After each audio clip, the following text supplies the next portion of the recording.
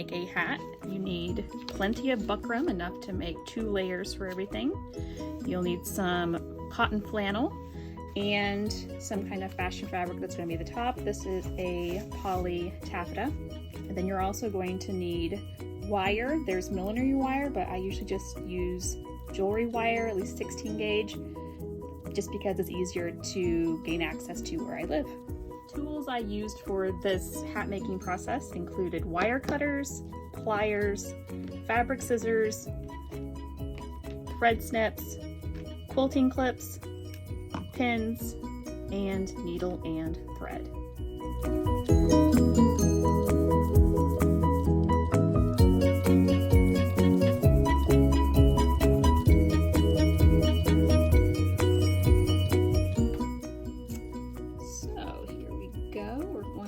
Some wire along the brim of the hat, and I like to use these little quilting clips because they hold it in place, because otherwise it's very difficult to get the wire where you want it. And once I get all the way around and I give myself a little extra, then I can use my wire cutters and cut that right off. Get a few more clips in here. There we go. And over here.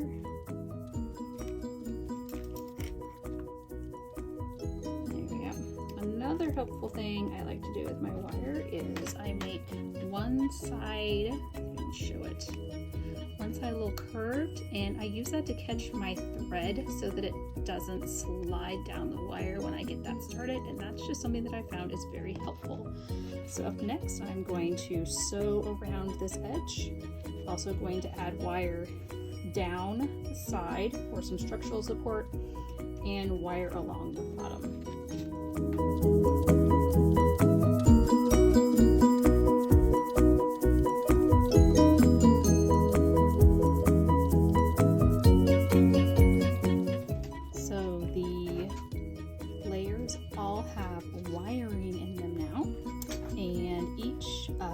Pieces that I'm using has 2 layers of buckram so that it is a little bit stronger and sturdier that are basted together. And then the wire I have on the outside and the inside. If this were a wider brim, then I'd probably put some layers in there, but I think just the inside and outside will be good.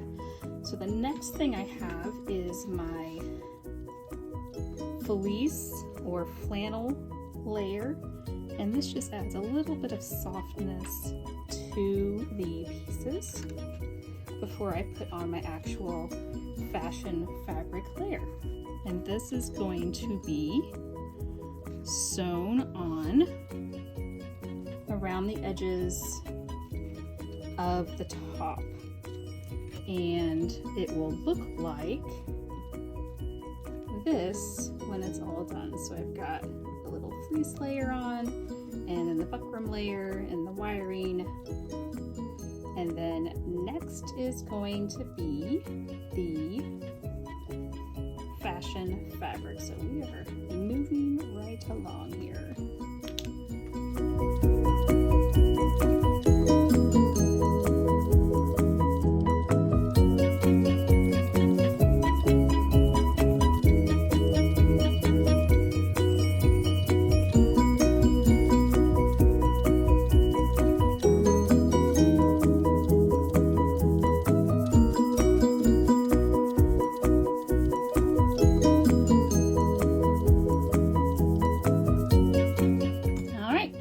So we have everything lined with the fleece cotton, and I have the cap sewn on. So I wire both the top and the top of the crown. So all you do is stitch around those wires, and that makes it really easy for that top to be sewn on there. Something I've changed since the beginning of this project is I have curved the brim, and because of that I had to change the cut of the hat, so the pattern isn't exactly as it was before. There is kind of a cut into it. there's no way I could have figured this out without actually making the hat first. So what I did was I curved this how I wanted it. I wanted it to curve down in the front and down in the back. And then I plopped it over the crown and I turned it over. I kind of pulled these down on the ends here. Making a liar out of me. All right, well, let's do that again. There we go. Okay. And then I cut where it curved in from the brim. And that's how I figured out exactly what the hat needed to do on the crown so that it will sit flush along that curved brim. So if I were smart, I would take it apart right now and redo my pattern, but you know what? It's all together. And so I'm going to leave it as it is as a very silly little polka dot pattern right now. And the next thing I need to do is sew my, let's see here, I think I'm gonna sew my fashion fabric, my black, to the crown and then get that cut. And then I'm going to add my fabric to my brim and then get them sewn together. So that is what's up next. Okay, so I have the top all stitched on all the way through to the inside there, and the next layer going on is going to be around the crown. Ahead of time, I have the top of the crown is cut so it curves, and I pressed it so that is easy to rest against the top of the crown. And so the next thing I'm going to be doing is stitching this down. I also pressed down the side. So as I am arranging this around the crown, there is going to be the side that's not folded, that's going to go underneath, and then the side that's folded is going to go up and over that, and I will be able to first, I'll stitch this down, and then I'll do a top stitch over that with the black, and then the crown will be all done. When you're doing this, make sure that as you sew along the top that you keep the fabric nice and tight all the way down and try to keep as many wrinkles out of it as possible. So I usually take a really long time on this part just because everything we do here is going to show. So time to get started.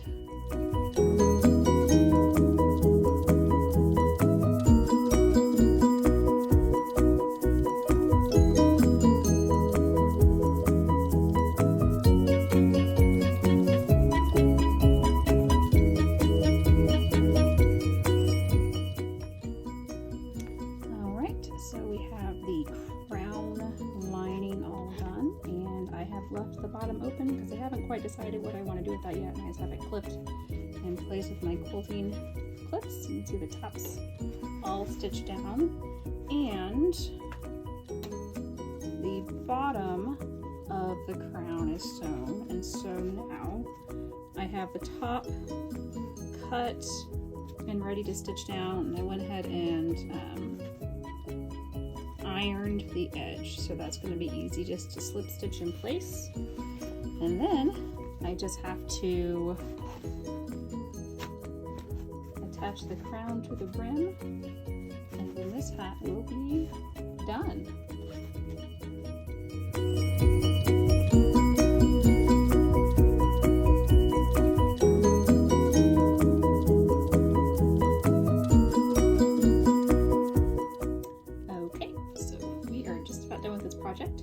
And I have all of the layers of my outside fabric on. I don't have any lining in there yet, but that's the last thing I always do.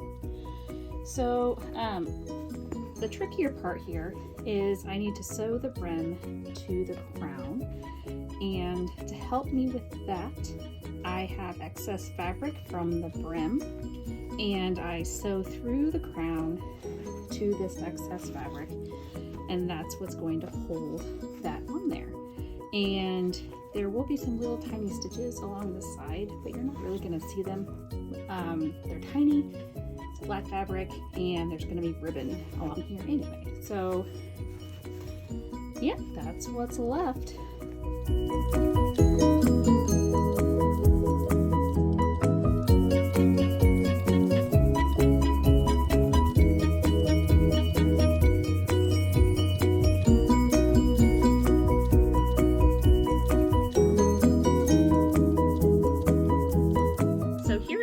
Hat as I had it in my pictures, with the bow, ribbon, and accessories. So I thought I'd take the pieces out to show you what the final hat looks like by itself.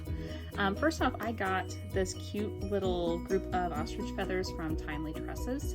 Super cute accessories and I've used this for so many different time periods. Well worth the cost of the little feathers here. And then I have my bow, which was super easy to make. It's just 2 loops of the fabric from my gown, and I squeezed them in the center and then wrapped another piece of fabric around that and stitched that down.